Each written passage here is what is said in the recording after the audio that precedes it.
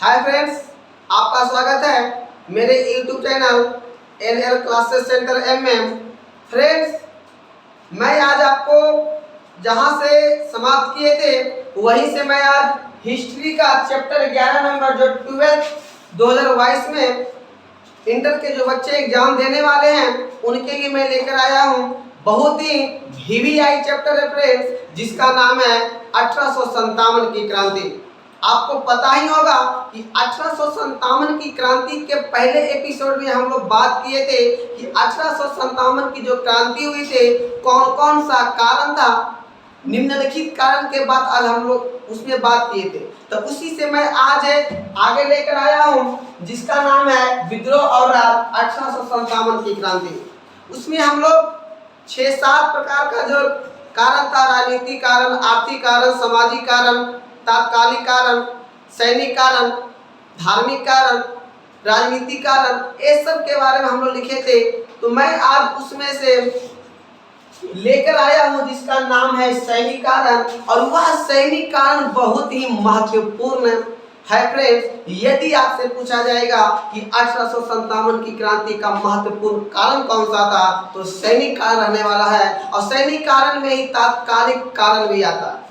तो सैनिक कारण से पहले आर्थिक कारण चलते हैं कि आर्थिक कारण क्या हुए थे, उसके बाद सैनिक कारण की ओर आगे बढ़ेंगे। तो फ्रेंड्स, वीडियो में बने रहे और चलिए शुरू करते हैं सैनिक कारण। सैनिक कारण से पहले जानेंगे आर्थिक कारण।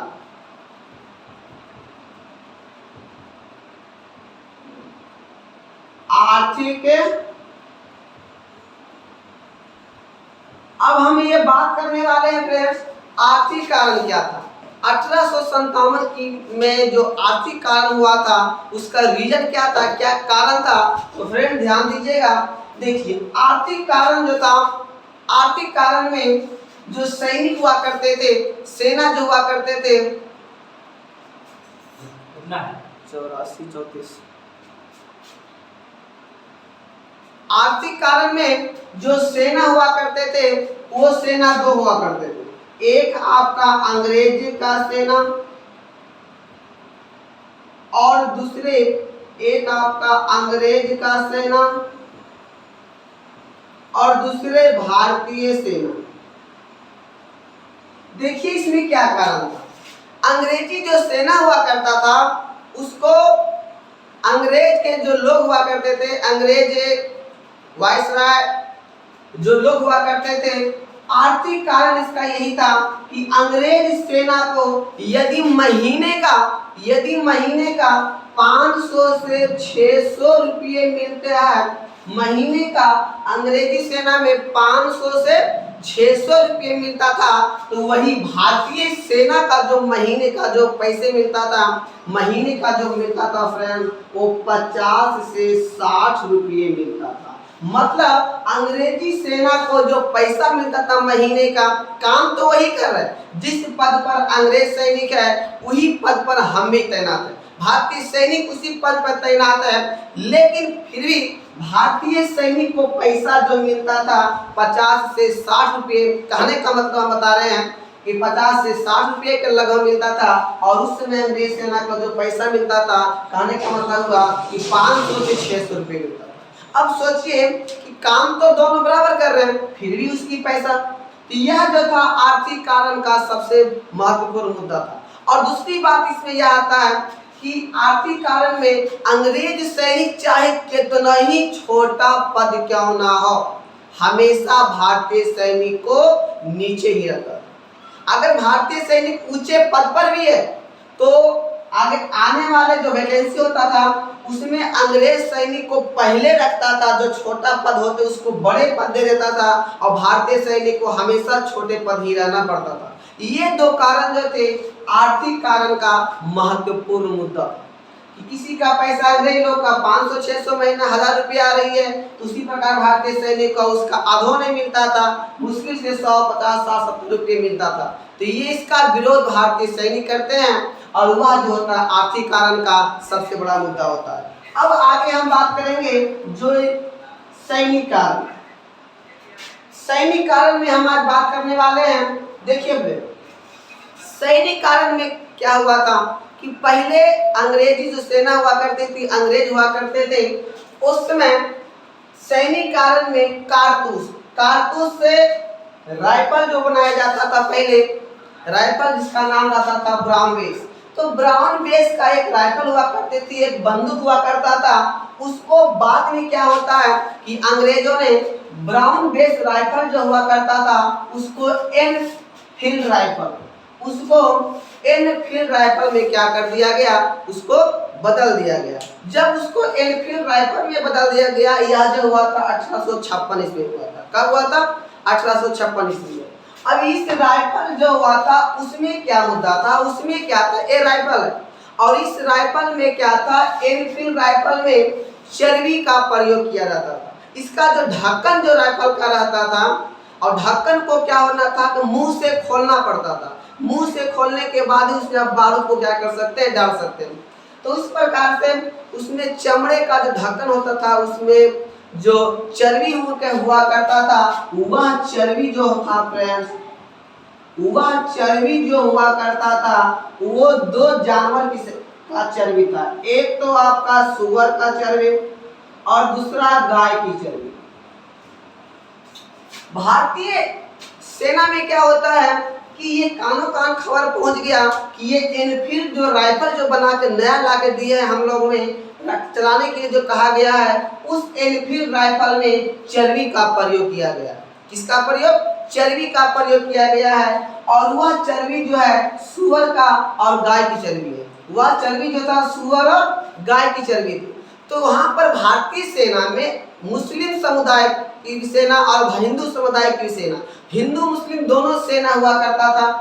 तो एक तो बात आई, मुसलमानों को सूअर से नफरत होता है, मुसलमानों को सूअर अपवित्र माना जाता है, और भारतीय जो हिंदू समुदाय होते हैं उसे गाय जो होती है वो पवित्र मानते हैं। तो इसका कहने का मतलब हुआ कि चर्बी का जो प्रयोग किया जा रहा था वो हिंदू समुदाय और मुस्लिम समुदाय दोनों के धर्म को भ्रष्ट करने के लिए ही बनाया गया था। तो इसमें हिंदू भी शामिल नहीं थे और मुस्लिम भी शामिल नहीं थे। हिंदू मुस्लिम कोई शामिल नहीं थे, दोनों को विरोध करना शुरू कर दिया कि हम एक चर्बी भरे कारतूस का क्या करेंगे, प्रयोग नहीं करेंगे। क्या करेंगे? प्रयोग नहीं करेंगे। जब ये कारतूस का प्रयोग करने से साफ भारतीय सेना मना कर देते हैं, कहती है चर्बी भरे जो कारतूस है उसका प्रयोग नहीं करेंगे। इसके पहले भी हम बताए थे कि यदि आपसे पूछा जाएगा कि 1857 की क्रांति का मेन कारण क्या था, तो सैनिक कारण में था फ्रेंड्स चर्बी भरे कारतूसों का प्रयोग करना। चर्बी भरे कारतूसों का प्रयोग करना, यही कारतूस जो था एनफील्ड राइफल में क्या किया गया था, बनाया गया था। तो दोनों समुदाय साफ इससे मना कर देते हैं, क्योंकि दोनों समुदाय का जो धर्म था वो नष्ट होने वाला था। मना कर देने के समय में आगे हम बात कर लेते हैं 31 मई की। अब भारतीय सैनिकों में धीरे धीरे कानों कान खबर पहुंच जाता है कि यह जो राइफल है, एनफील्ड राइफल जो है उसमें चर्बी का प्रयोग किया गया है।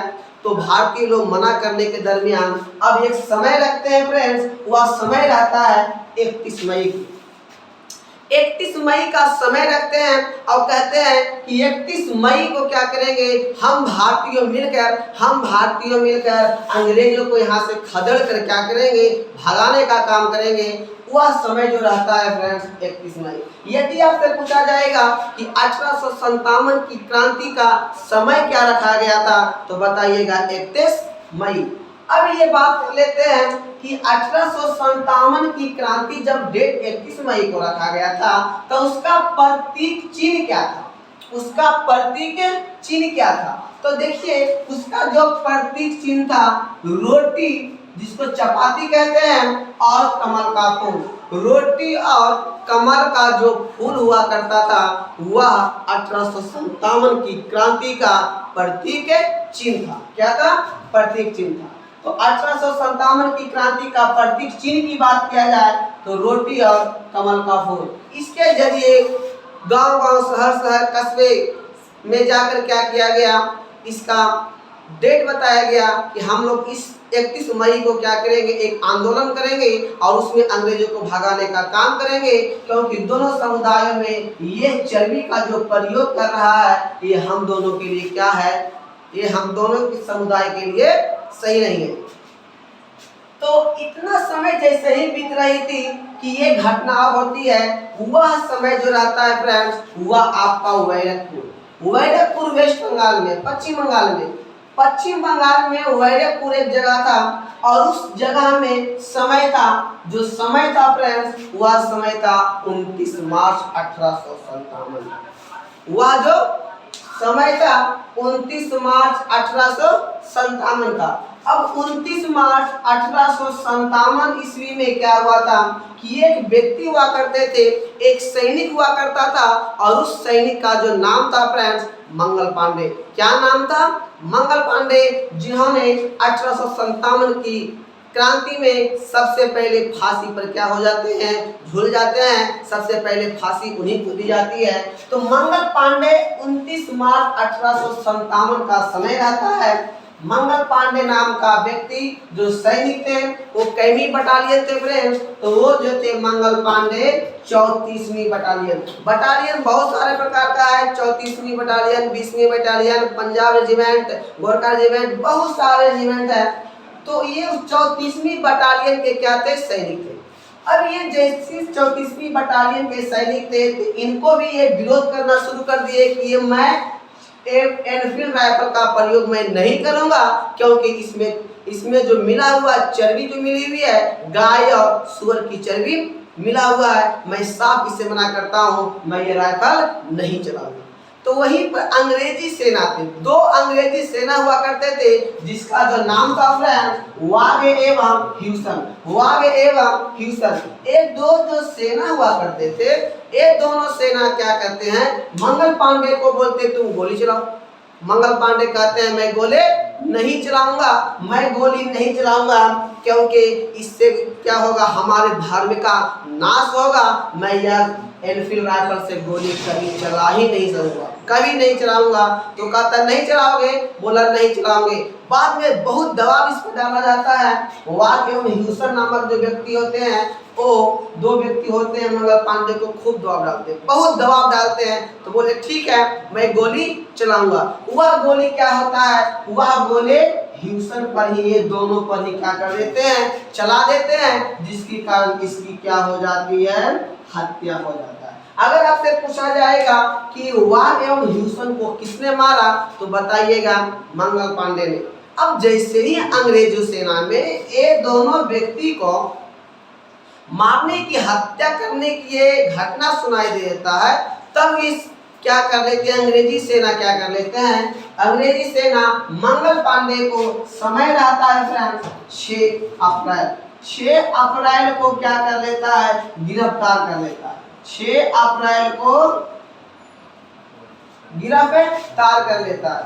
जैसे ही 6 अप्रैल 1857 में इसे गिरफ्तार किया जाता है, तो गिरफ्तार करने के दरमियान 2 दिन बाद ही 8 अप्रैल 1857 ईस्वी को मंगल पांडे को क्या कर दी जाती है, फांसी दे दी जाती है। और वह 1857 की क्रांति में सबसे पहले फांसी पर झूलने वाले व्यक्ति को याद थे, तो वो थे मंगल पांडे, जिन्होंने एक नारा दिया था और उस नारा का जो नाम रहता है फ्रेंड्स, मारो फिरंगियों को इन्होंने नारा दिया था। तो मंगल पांडे ने कौन सी नारा दिया, मारो फिरंगी को या तो मारो फिरंगियों को। तो इस प्रकार से जब से ही मंगल पांडे की मृत्यु हो जाती है, तो एक व्यक्ति रहते हैं फ्रेंड जिसका नाम रहता है धन सिंह गुर्जर। अब धन सिंह गुर्जर जो मेरठ से रहते हैं, जैसे ही घटना इनको सुनाई देता है धन सिंह गुर्जर को कि मंगल पांडे को फांसी हो गया है, अब वो कहाँ जाएंगे, किससे मदद लेते हैं, मैं जस्ट बात करने वाला हूँ। तो उम्मीद करते हैं कि बैरकपुर की जो घटना मंगल पांडे ने चलाई थी, रची थी, या आप लोगों को समझ में आ गई होगी, आ गया होगा, आप इसे स्क्रीनशॉट कर लें। अब आगे हम बात करेंगे मेरठ के बारे में कि मेरठ की जगह का समय रहता है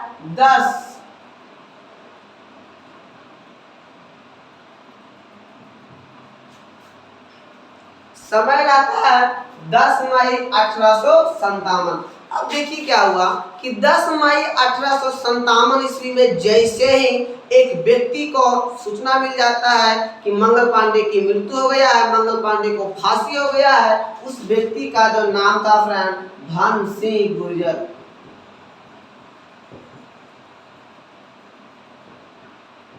धन सिंह गुर्जर।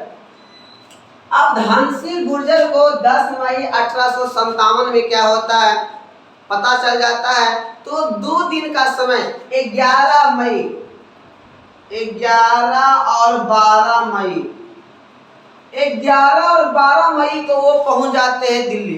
कहाँ पहुंच जाते हैं? दिल्ली। वे दिल्ली पहुंच जाते हैं। कौन? धन सिंह गुर्जर। अब 11-12 मई को धन सिंह गुर्जर दिल्ली आ जाते हैं, जिस समय दिल्ली का जो शासक हुआ करता था, अर्थात हम कह सकते हैं कि मुगल वंश का अंतिम शासक था, जिसका क्या नाम रहता है? मुगल वंश का अंतिम शासक का नाम बहादुर शाह जफर रहता है। क्या रहता है? बहादुर शाह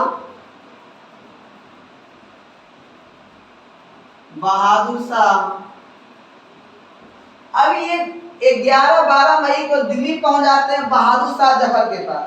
बहादुर शाह जफर अपने कक्ष में आराम करते हैं, विश्राम करते हैं। बाहरी गेट पर आने के बाद वे पुकारते हैं बादशाह, बादशाह घर में हैं, आप बाहर आइए। अब उस समय इस विश्राम जो बहादुर शाह कर रहे थे, तो बहादुर शाह को लगने लगा कि आज कोई हमें बादशाह कह के बुला रहा है, क्योंकि इसके पहले में हम लोग बात किए थे कि अंग्रेजों ने क्या किया था कि बादशाह इसे कब बोला था, तुम के नाम के बादशाह हो, काम की बादशाह नहीं हो, तुम्हें दिल्ली क्या होने करनी होगी, छोड़नी होगी। और उसे छोड़ने के दरमियान उसकी बातों को कोई नहीं मानता था, क्योंकि बहादुर शाह जफर की जो आयु हुआ करता था फ्रेंड 80 से 85 वर्ष, उस स्थिति में उनकी बातों को कोई नहीं मानता था। तब ये जाते हैं बहादुर शाह जफर के पास, कहते बादशाह आप घर में हैं। बादशाह की नाम सुनकर उन्हें लगने लगा कि आज कोई हमें बादशाह कह के पुकार रहा है। दौड़े हुए बाहर आते हैं, उसे अंदर ले जाते हैं, किनको? धन सिंह गुर्जर को पूछते बात क्या है। ये अपनी पूरी कहानी बता देता है, बता देते हैं, कहते हैं कि मंगल पांडे की क्या हो गई है, फांसी हो गई है। चलिए, तो फांसी हो गई तो समझाते हैं, कहते मैं आपसे इस मुद्दे पर बात करने के लिए आया हूँ, आप क्या कीजिए, मेरे साथ सहायता कीजिए, हमें सहायता कीजिए, और हमें हमारी सेना में आप सेनापति बनकर, हमारी सेना में आप सेनापति बनकर क्या कीजिए, लड़ाई मैं लड़ूंगा उनके खिलाफ, आप साथ दीजिए। उस समय आयु 80-85 वर्ष का था। वे तो उस समय कुछ नहीं बोलते हैं। उसकी पत्नी कहते हैं बहादुर शाह जफर से, कहते हैं कि अब आपका समय भी हो गया है, क्यों ना आप लड़ाई लड़के ही अपने जो भी होगा अपने देश के लिए, आपका भी तो विरोधी तो है ही है, उस विरोधी को आप क्या कीजिए, लड़ाई लड़िए, इनके साथ दीजिए। इनका सेनापति भी हुआ करता था, बहादुर शाह सेनापति हुआ करता था। बहादुर शाह सेनापति, बहादुर शाह जफर का एक सेनापति था फ्रेंड्स, जिसका नाम रहता है वक्त खां। वक्त खां भी बोलता है महाराज सही बोल रहे हैं, आप केवल क्या कीजिए, सेना नायक का काम कीजिए, सेनापति बनिए, बाकी लड़ाई हम दोनों मिलकर लड़ेंगे और उसको यहाँ से क्या करेंगे, भगाने का काम करेंगे। सेनापति की बात सुनकर, अपनी पत्नी की बात सुनकर बहादुर शाह जफर को भी लगने लगता है कि ये सही बोल रहा है। चलिए मैं तुम्हें क्या करूंगा, तेरा साथ दूंगा और अंग्रेजों के खिलाफ मैं क्या करूंगा, लड़ाई को लड़ूंगा। और इस लड़ाई लड़ते जब लड़ाई को लड़ रहे थे, तो लड़ाई लड़ते लड़ते क्या होता है कि अंग्रेजी सेना इसे पकड़ लेती है, और पकड़ लेने के दरमियान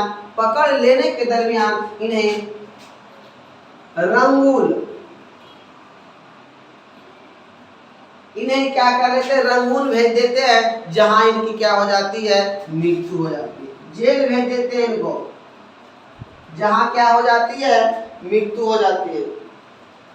अब एक बात और आपको ध्यान देना होगा कि यदि आपसे पूछा जाएगा कि मेरठ से 1857 की क्रांति का नेतृत्व किसने किया था, तो धन सिंह गुर्जर ने किसके साथ, बहादुर शाह जफर के साथ मिलकर। और यदि मेरठ से किसने दबाया 1857 की जो क्रांति था, 1857 की क्रांति जो था फ्रेंड्स, मेरठ से किसने दबाया। अगर दबाने की बात किया जाएगा 1857 की क्रांति, तो दबाया था एक नूडल्स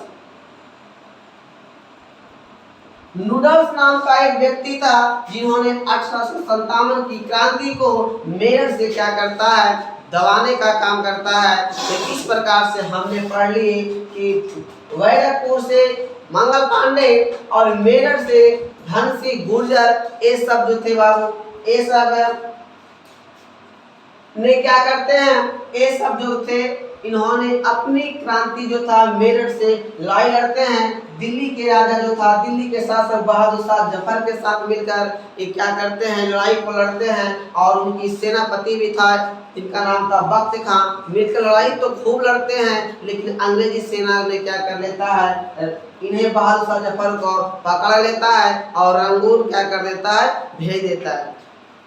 जिसका नाम बर्मा है, वहीं पर क्या कर देता है, इन्हें भेज देता है और जेल में ही क्या होती है, इनके मृत्यु हो जाती है। और इस क्रांति को दबाया था किसने, इस क्रांति को नूडल्स नामक व्यक्ति ने दबाया था। तो आज हम लोग को दो समझ में आ गए, एक मेरठ से सैनिक कारण में, एक बैरकपुर मंगल पांडे, और मेरठ से समझ में आ गई। तो अब मैं अगले एपिसोड में आऊंगा, उसमें आगे कानपुर से कौन लड़ते हैं, इलाहाबाद से कौन लड़ते हैं, बिहार से कौन लड़ते हैं, पटना से कौन लड़ते हैं, सबके बारे में बात करेंगे।